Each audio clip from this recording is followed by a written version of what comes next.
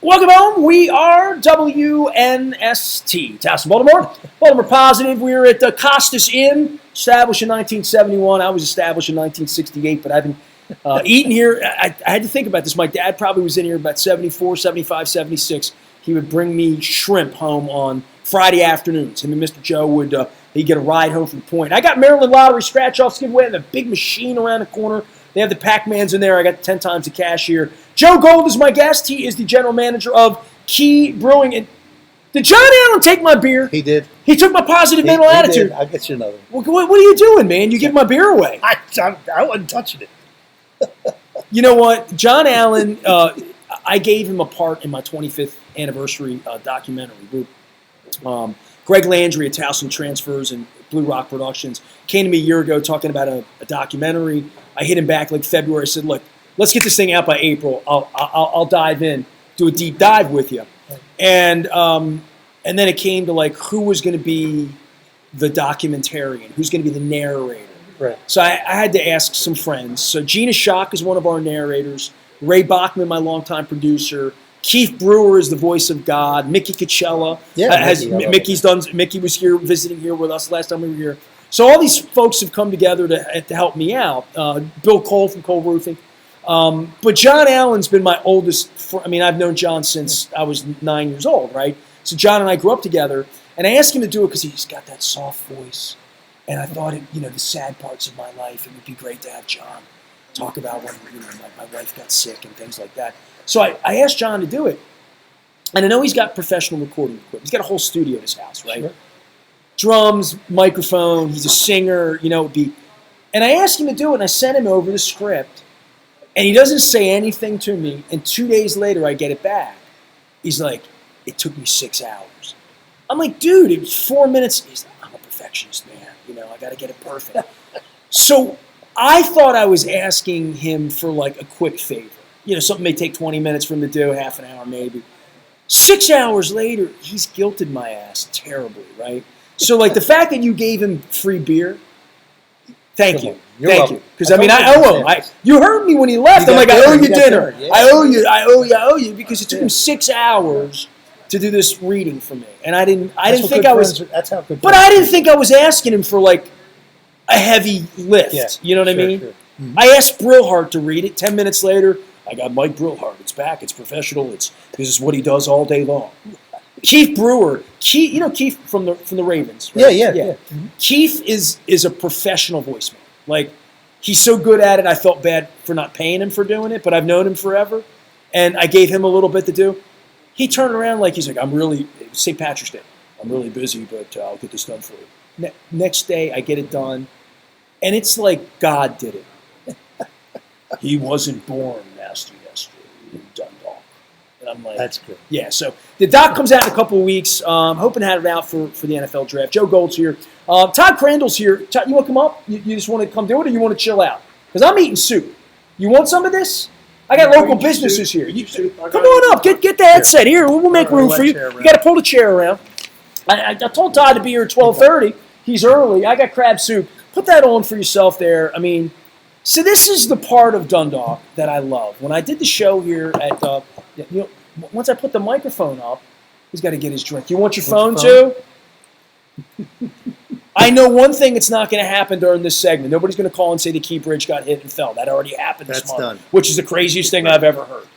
Todd and I, how long have we been knowing each other? Tell Joe, because he thinks I know everybody in Dundalk. I kind of do, but you kind of come a little closer. That's fine. We'll make room for it. Come in tight? Yeah, that's all right. Let's make room. I want you to be in the shot. That's all. Listen, I had to get a caffeinated drink here because on air with you is a whole experience, and you got to keep up. I am, dude. If I lived in your district, I would wear your ass out because I know you. I wear you out when I'm in your district, right? Just showing up here. How are you? And I'm going to eat a little soup and just. So, yeah. You guys know each other, yes? We had met numerous times. Okay, fair enough. Briefly each time, because you're so busy with everybody else. He ain't from around here. He's from the other side of the bridge. No, I am. Yes. But he's found God country. He's sitting right here in Dundalk. That's right. So that's It's a good thing. He knows what's good. It's Yeah. like I do when I'm eating Costas. I mean, you're always so busy when I meet you at events and stuff like that. But you've been over to the brewery for sure. I have.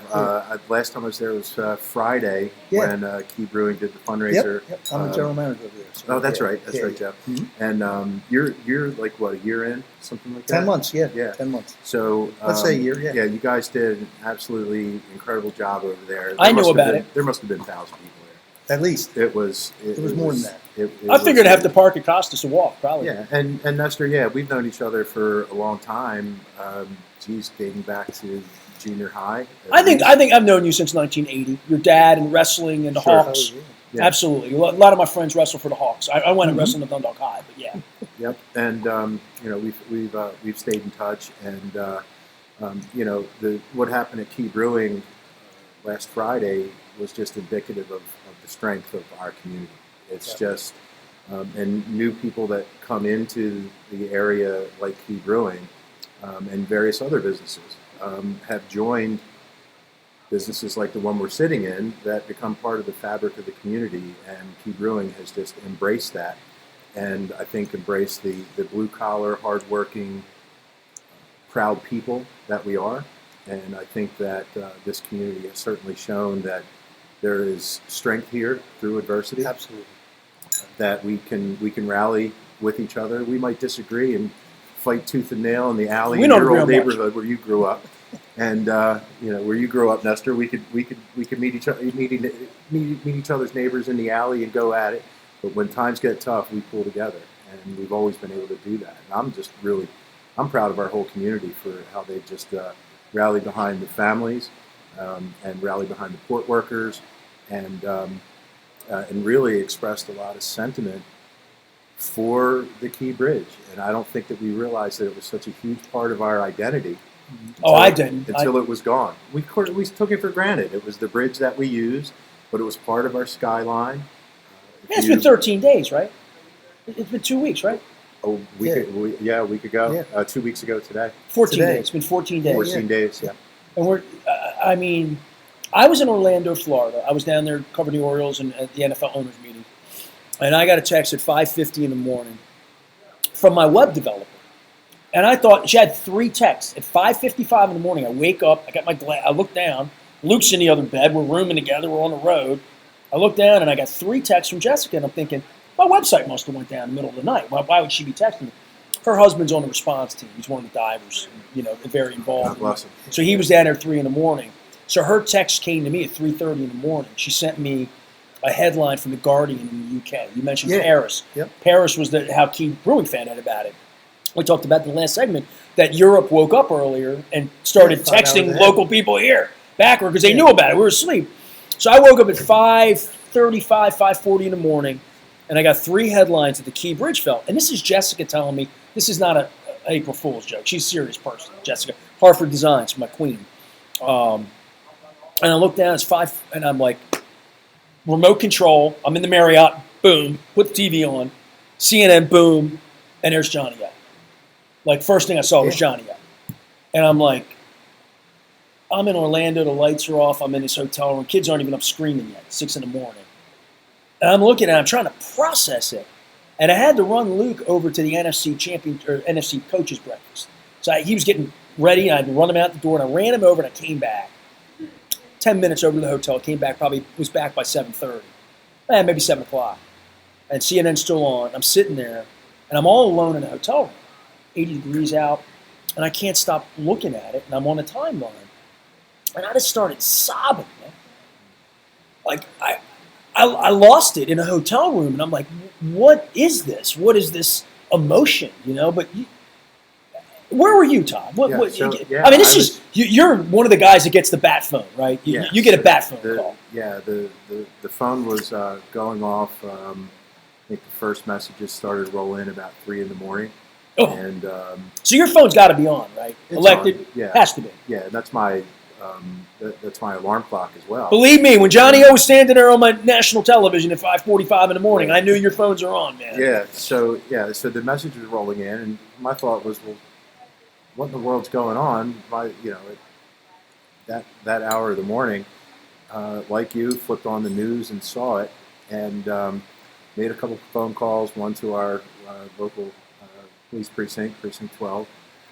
They were already awake. And then oh yeah, Oh yeah, they and, were on. They were awake. and then to my staff, and then I went down to the. They were not command awake, right? You're waking people up. Staff was awake, so I headed straight to the command center, which was at the end of Brewing Highway at the Maryland State Police Building there, and or MDOT building, and I had seen the footage on the news, and I had seen the pictures that the media was showing, and the command center is in sight of the bridge. It's right at the foot of our side of the bridge, and to see that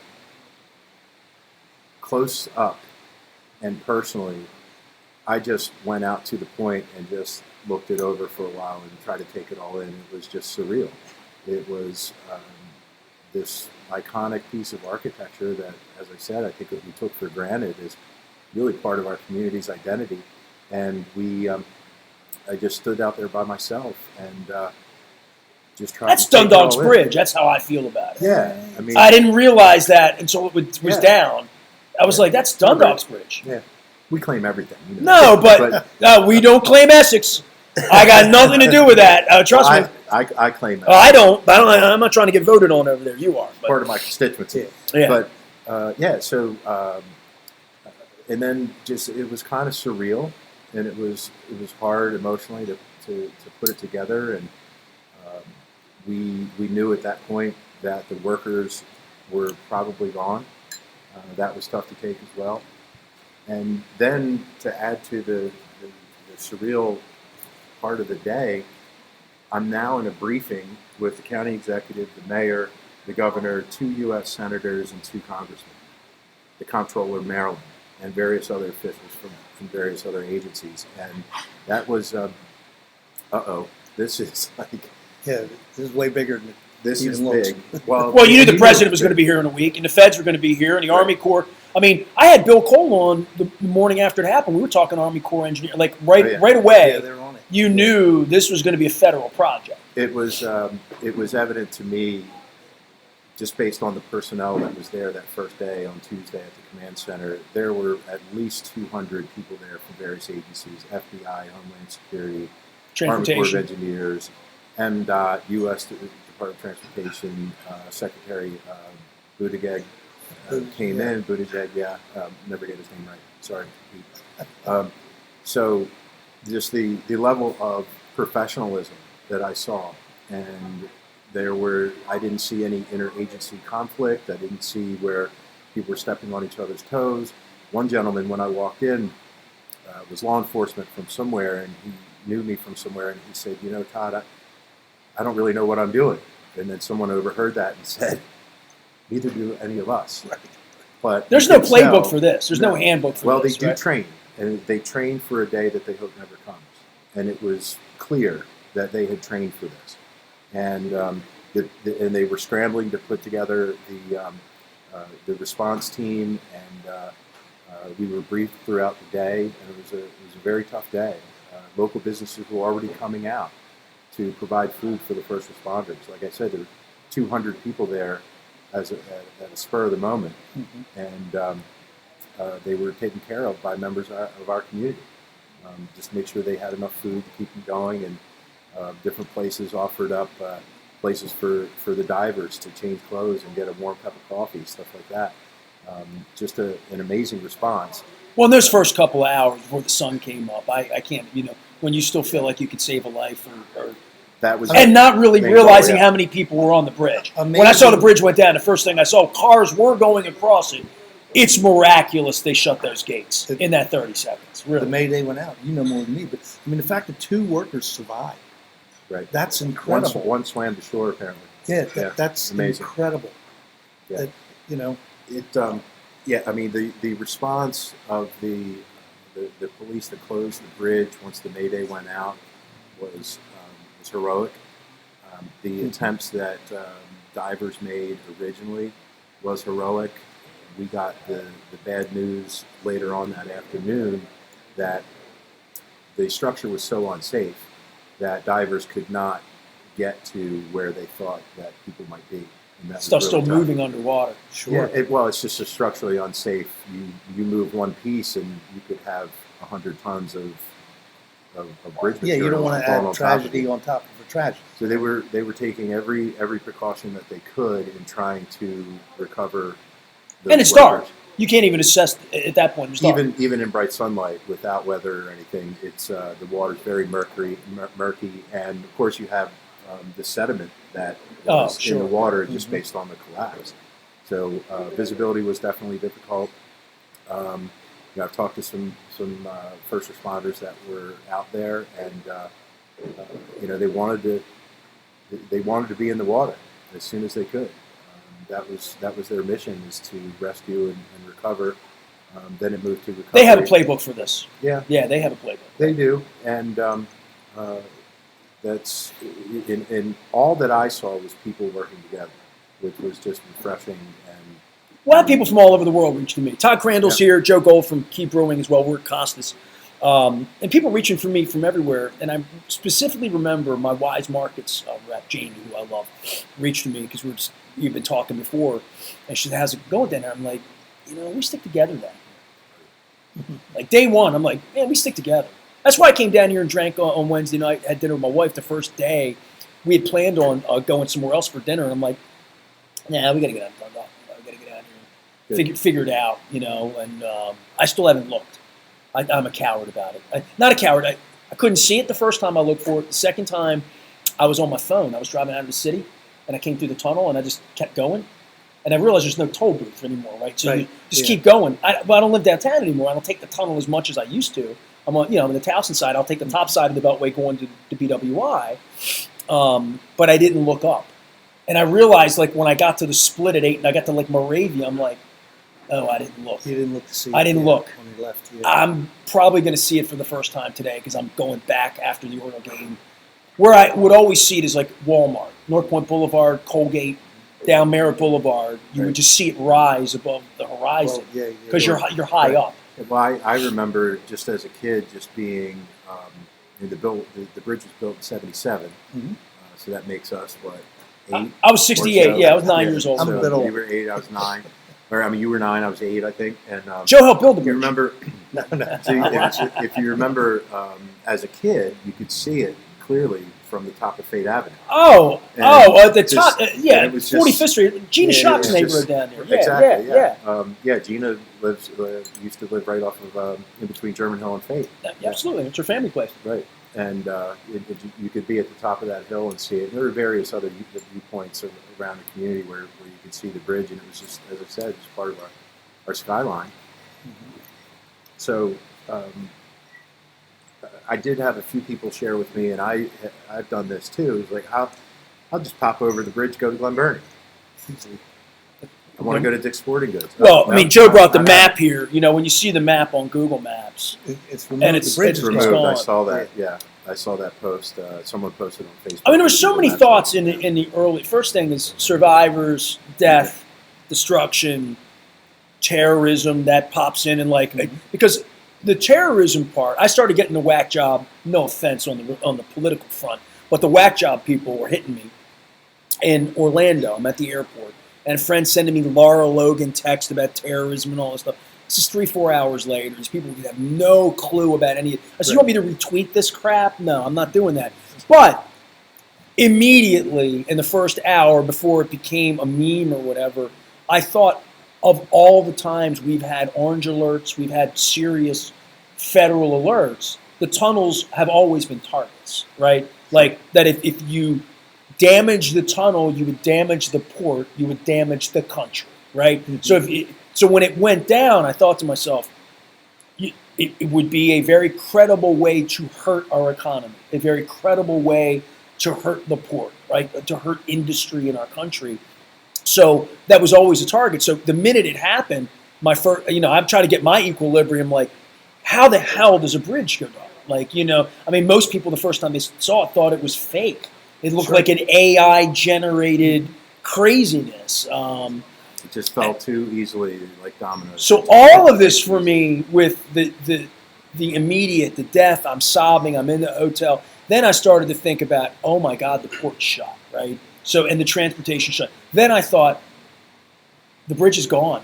It's not coming back. How are people going to get from point A to point B? And then I thought about people like you, Todd, and people on this peninsula. Johnny O lives down here. All my business friends down here. That the trapped part of what would it look like without that road. But then I thought about Trade Point and my dad working at the Point, and how hard Jim Smith, Kevin Kamenich, Johnny O, every elected, everybody that's out here, every Minnick, Arnick, DePazzo, everybody that came before you, Stone, I know all these names. I voted for or against all these people. Some Democrats in there, Crandell, I'll give you as well, but I won't get that later. That's all right. Good people, good Democrats down here. That's fine. But in all sincerity, how hard we all had to work to get industry back down here, to get employment back down here, to get hope back down here, to get jobs back down here, right?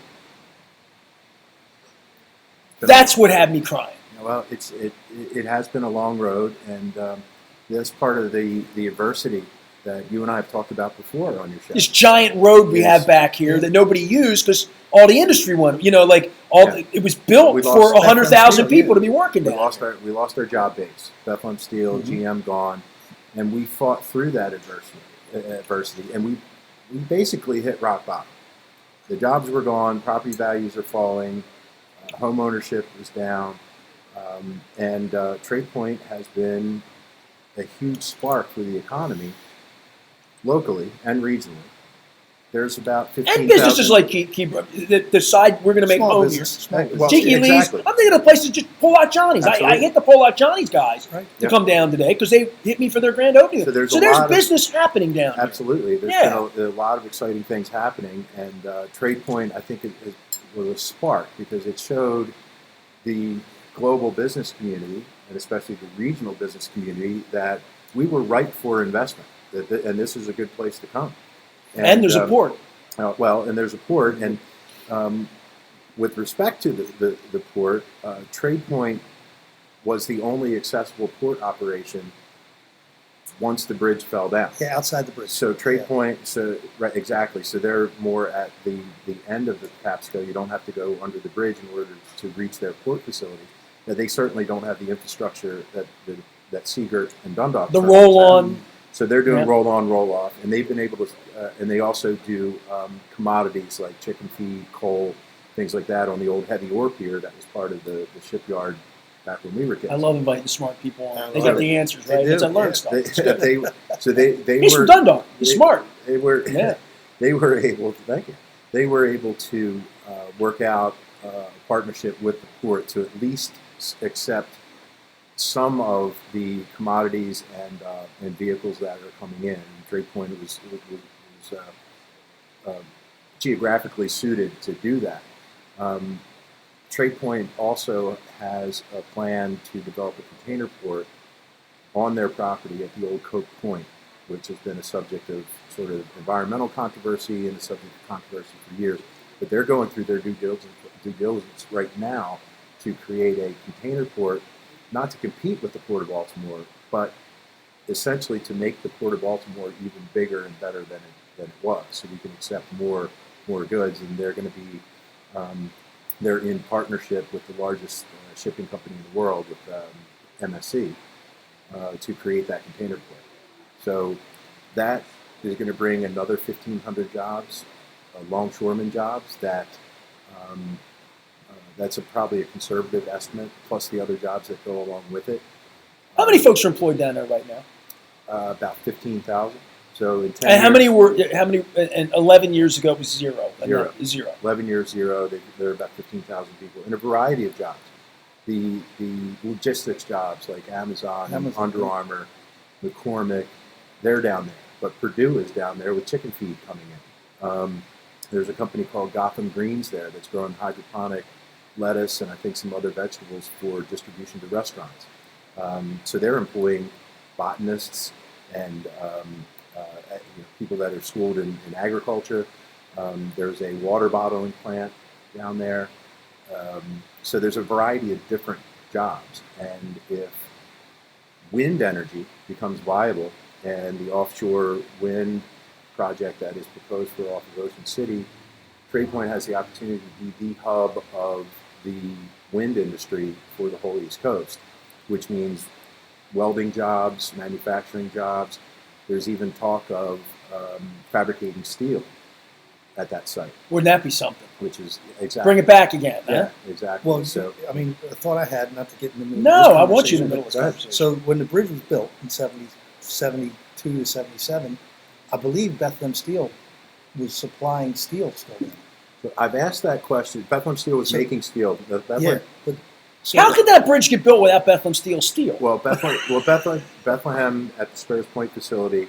I was just talking with someone that was down. Nestor's father worked there. My father worked there. They didn't do structural steel at Sparrows Point, so any of the Oh. structural steel could have very well been made by Bethlehem Steel, but probably in one of their other plants. got it. Okay. Now They made a different kind of steel. they did. Okay. So it is possible. There is some steel plate that was part of that bridge construction that could have very well come out of Sparrows Point. Mhm. Bethlehem Steel as a corporation is no longer around, so those records may be somewhere. So we're not sure. Trust me, that my mom Bethlehem got Steel the put in. pension until 5 years ago, so I know all about how they're not around. Yeah. You know, Yeah, exactly. I remember that little logo on the paychecks when I was a little boy. You know, Yeah. everything ever went in my mouth came from Bethlehem Steel, right? Like literally, That- that was it. Oh, I mean, yeah, that was me it. too. That was it. Me too. It is conceivable, but Yeah. it's The hard only to reason prove I it. thought of that is there was a gentleman at our fundraiser who did work on the bridge. Mhm. And he was one of the workers, and he said some of the steel came from Bethlehem Steel. Hey, tell me about your party down there, because you threw that big party 2 Fridays ago at Key Brewing. What? Yeah. 1,000 people. Where the hell did they park? I mean, I mean, was it literally overwhelming? Was it the biggest crowd you've ever seen at your place? Because you've done some car shows. Oh yeah. It was one of the biggest events we ever hosted at Key Brewing. We got lucky. We have a sizable parking lot on the front of the building, and then we have a satellite parking lot on the side. And then Gray's Road is open to the public. So we parked them in our satellite parking lot as much as we could. The back parking lot was where the crowd was, and the food trucks and stuff, and you saw what was going on there. And then we had people, the business next to us loaned us their parking lot, and then we had people on the road. And I was never up this far, but I had confirmed reports that people parked at least a mile away from us on Gray's Road and walked. Well, that's how bad they wanted to support the cause. That's who we are. That's who we are as people. It really is. Now, Makes me proud of being from Dundalk. I mean, I'm proud every day. Everybody knows me, knows that. And we kid around about politics and this and that, and Right. we can go back and forth. But when something like this happens, well, and everybody wants the to help. amazing thing is we pulled an auction together. We had the bands played for free. We donated our time in our facility. We sold beer, so we gave the proceeds. There was a member of T-shirt made. The sales went to the fund.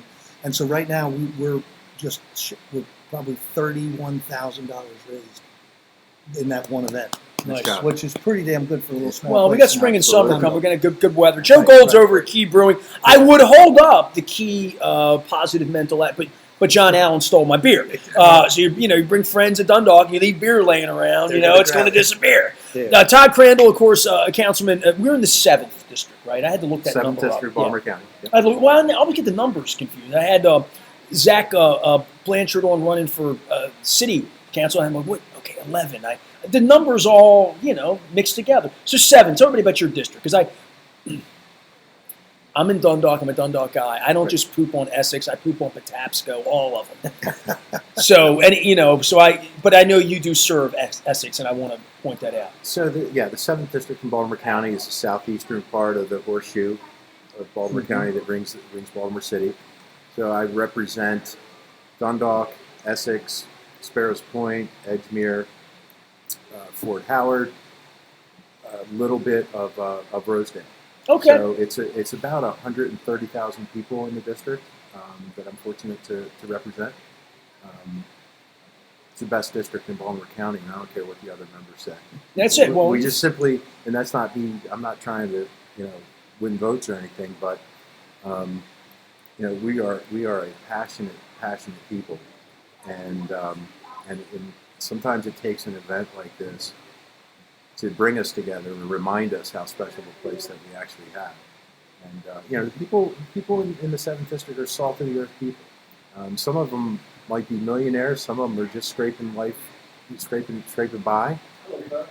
But they're all salt of the earth. They're all coming from the same standpoint that I care about my community, I care about my little neighborhood, and if somebody's in need, we help.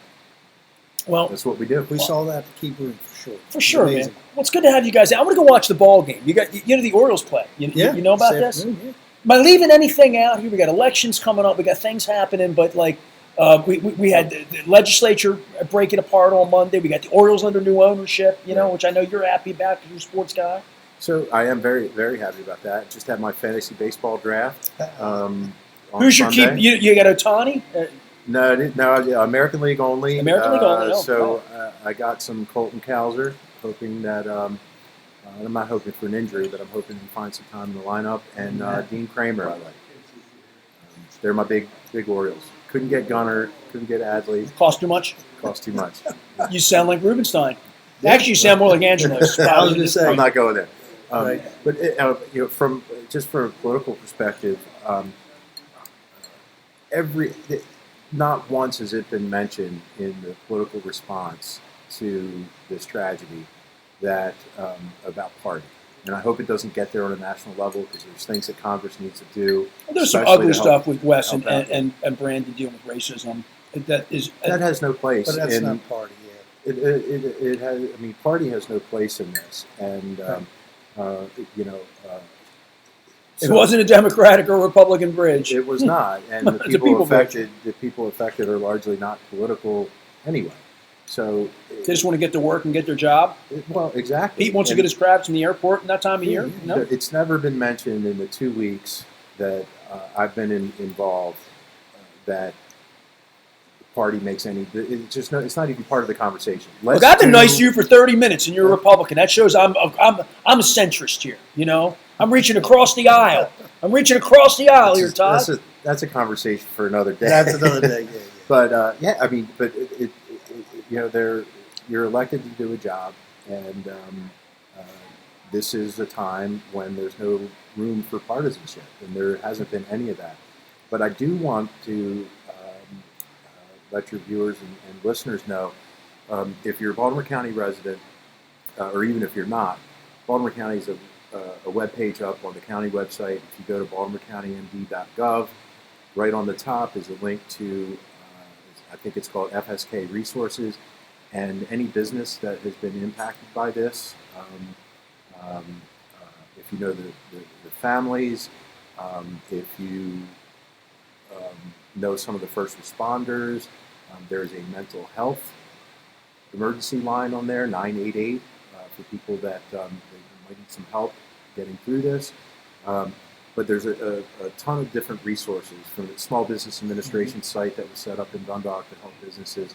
So there's a It is amazing how quick all this. We're 14 days into this, and we're talking about it like we attacked it in every way we could, other than rebuilding the bridge in 5 minutes, which isn't going to happen. Right. But we're dredging. We're trying to get the port open. It just feels like if Don Moeller were here right now, he would be proud of all the good elements of government. I saw Don. Don's a believer in government and the power of government to do well, and that's his thought from being a principal all the way through. Is like sometimes government fails us, right? We can all point that out. We all be pissed off about things, and politicians have their own place right next to sports radio show hosts with sports owners and used car salesmen, that sort of thing. But when it works and when we all see it, I mean, I put a tweet up the morning of opening day about Wes Moore, and I got boxed out of Wes's press conference. I'm a little pissed. I don't like that. I don't like that at all. Not even a little bit. I don't laugh about it either. It pisses me off, like for real. Right. But he and Brandon, they had that picture of them hugging. I said, man, if you see these guys today on opening day, tell them they're doing a good job, because this was hard. This was something that nobody could ever predict. Martin O'Malley always tells a story about being down at the down in Chrisfield at their little clam bake when the train caught on fire on the tunnel, and he had been the mayor. He told me a story in the air. It's a funny story, but it's not funny at all. He's the governor of the state. He had been the mayor of Baltimore and didn't know that there was a tunnel under the city. Even as the mayor, he didn't know it. So when these emergencies, these crazy things that you talk about, all these years, cities on fire, Freddie Gray, trains on. Bridge falling? No, we didn't have that on the dance card. And nobody's ready for that at 3 o'clock in the morning. Not the councilman, not the county executive, not Diver. Nobody's ready for that. But 2 weeks after this, I give us high marks for the way we've come to the just what you've done at your place, what everybody's doing. I think the response from all involved has been outstanding. I really do. And no, we did not plan for it, which is obvious. But resources were put together quickly. The response was almost right away. And I think that the response is still evolving. There are things that may have not been considered yet in terms of traffic patterns, in terms of rebuilding the bridge, getting the port open. What does that It has felt sensible to me the first 2 weeks, given this circumstances. I think that, it's felt like the response has been what, as a citizen, I would want. Now, how this comes together in the next 6 months, year, 3 years, I saw the First Lady opening day. I did not see Wes, but I saw her. And, she's talking to me. I'm a Dundalk guy. I'm like, man, it's going to take, 5, 6 years. She said, better not. Yeah. And that's what she said to me. Better not take 5 or 6 years. And I'm like, I like to hear that from Wes Moore's wife. I do. I would hope that given modern technology, modern construction techniques, that we could move a lot faster. I'd love to be wowed by it. I know you would as being involved here. Yeah, well, I want to share a story with you guys real quick. Just an image of the bridge. You're a bit younger than both of them. So in bicentennial year, okay, 76, the bridge was fully constructed. It wasn't open yet, but it was fully constructed. And the city had a fireworks display on 4th of July morning, and they let people sleep in Fort McHenry the night before. So I spent the night at Fort McHenry the night before to see the Dawn's Early Light fireworks. That's cool. And the amazing part was, I had no clue, wasn't looking for the bridge, but the sun comes up, and it's under the bridge, and then the fireworks went off. And I was like, that image is seared in my head now that the bridge is gone. It was a memory before, but now. But you never thought about it. Never. But until that, and I'm like, oh my God, you're right. The sun came up, the bridge was there, and then the fireworks went off. That's amazing. The thing that freaks me out is how many places you could see it from. Yeah. From where I live and work and play my whole life, and that's all I can think about because I haven't seen it yet. I've said this again. I've said it 10 times today. I haven't seen it yet. But in my mind, how many places did I see the top of that bridge in Dundalk? If you're driving down Merritt Boulevard, taking my mother to IHOP, like literally you look over above Merritt Peninsula Highway, and you just see it. It's just there. It's always there. You've been on site. It's good. So I'm from Baltimore, native. So I went to Fort Armstead the first day because it hadn't closed yet, because I'm from that side of the bridge. So I wanted to see what it looked like from Fort Armstead. Now that fort's closed right now because it's a staging center. Correct. And then at Trade Point Atlantic, after coming to work one day, I went over to look at it from that side. I wanted to see the perspectives of something that I grew up with, like you guys. The thing that flipped me out, I'm in Orlando, and I got these wackos telling me terrorism, and waiting on a plane. I got on a plane 3 hours early. We got home way early that night. My wife had because I got on earlier nonstop. I was on this connection with Luke. Jump on the plane, and as I'm sitting on the plane, like it's 5 o'clock on that Tuesday. I wasn't supposed to fly home till like 8 o'clock. At 5 o'clock, I'm on the plane. I looked down.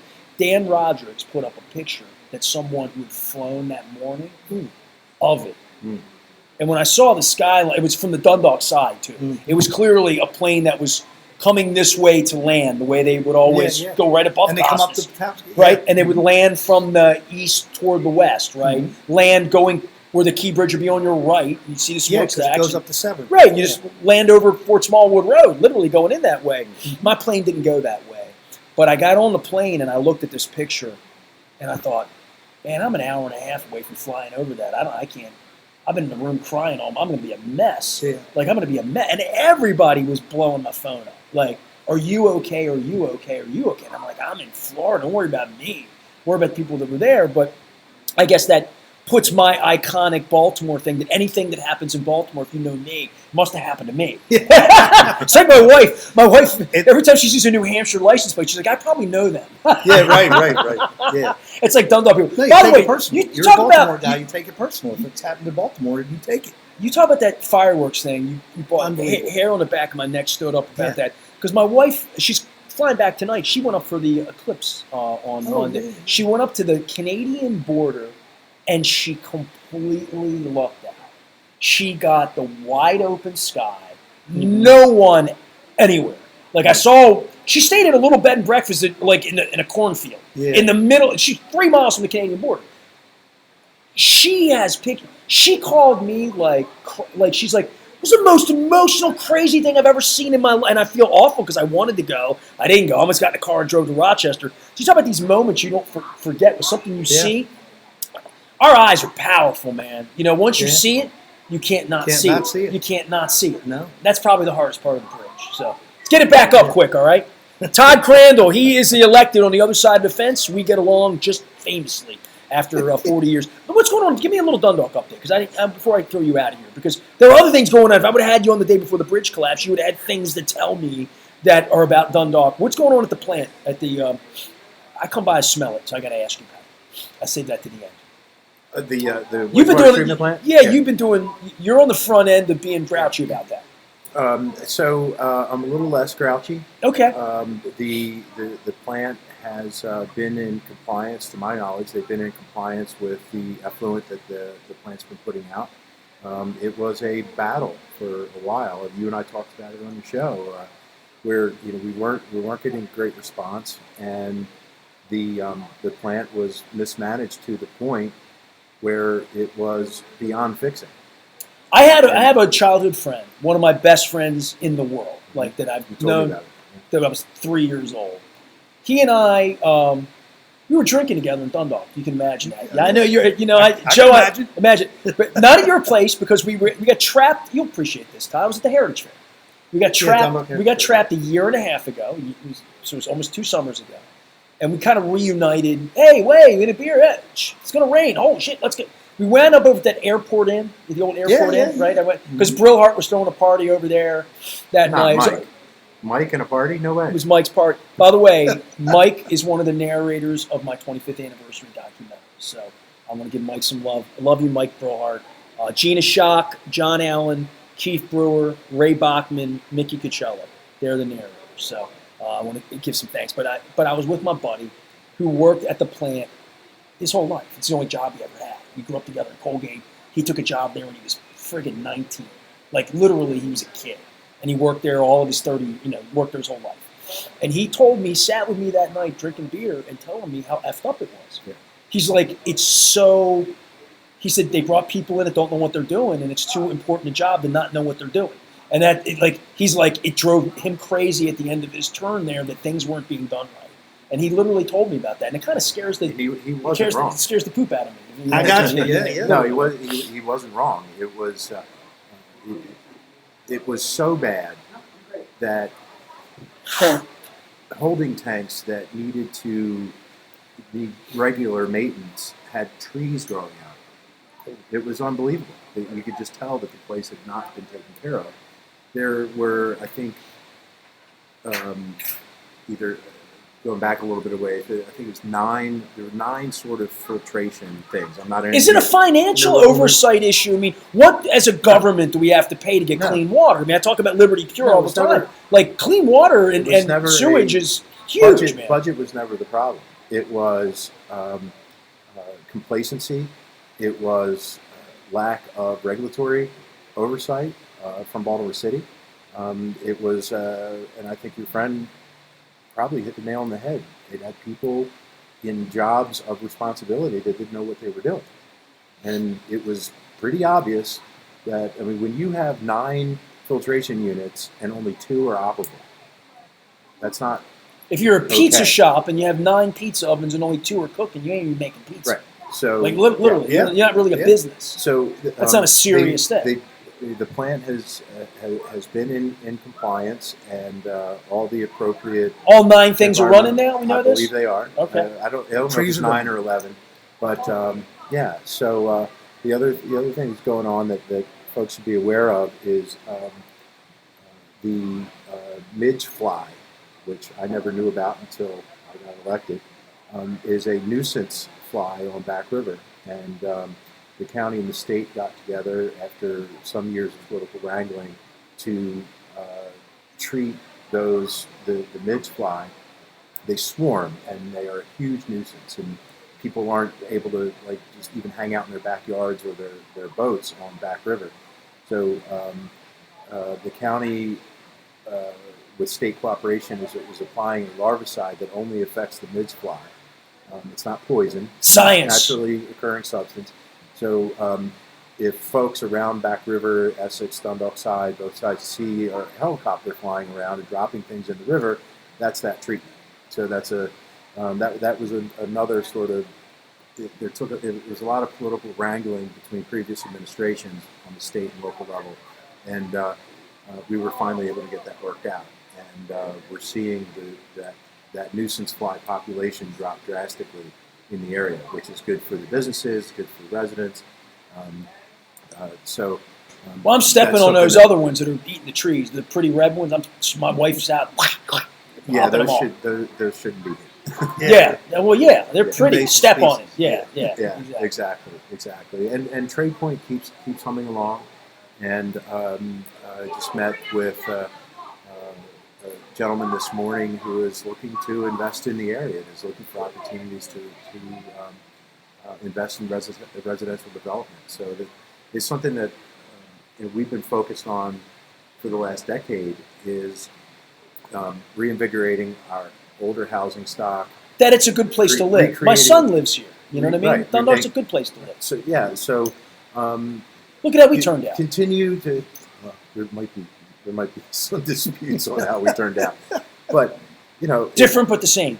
We're still a community. We have challenges. There's no question. As one of the older parts of Baltimore County, we have some both public and privately owned areas that are in need of some TLC, in need of some investment. So we're not done yet. We have a ways to go, but the job base has been created. We are on the map in terms of being a viable place to invest, where investors can come in and do right by the community and make a profit all at the same time. And that hasn't always been the case in the last couple of decades. So I'm still, I'm definitely bullish on the future of our district. We're kind of back on the map. We're not ignored. Well, I mean, I would say that's something to say, because I mean, we've always been ignored, but we're not ignored any longer. People are paying attention to us. Well, that's the thing with the tragedy. Brewing. With this tragedy also, I mean, and I've seen you in the news at Key Brewing. I've tried to keep Costas in the light. I saw what Tiki Lees was doing. I invited, again, Johnny O. Westmore. I think all the electeds and different people will be down here to shine a light on it. And I hope that brings Key more. Yeah. I hope it invigorates this area, so whenever that bridge goes back up, 10 minutes from now, 5 years from now, somewhere between 10 minutes and 5 years from now, when that bridge goes back up, that you find this to be a healthier area. And the things you talked about with getting governmental help if you need it down here to keep these businesses thriving down here. Because I know what it looks like when it went dead down here. We all did, right? We do. We hit rock bottom. We did. And the coolest thing that Key Brewing does? Every piece of their swag and every can they put out has the word Dundalk. Says Dundalk, Maryland on it. Yeah, it does. Yep. Which is pretty awesome. I need a positive mental attitude shirt that says Dundalk on it. I'll wear that. Joe Gold is here. Tell everybody how long you're open and what you're opening. I find Key beer everywhere. I mean, I bought it over at Drug City when I get it. Yeah, they support. Yeah, the tap room's open Thursday to Sundays. We have live music every Saturday. Come on by and take a visit. We're a beautiful beer oasis right at the end of the long road next to Sparrow Spring Country. And you get crabs here on the way over and on the way out, too. You can eat them at our place. Can you? Hey, I've done it. Pete gives me a dozen crabs and go back to the brewery and eat them and drink the beer.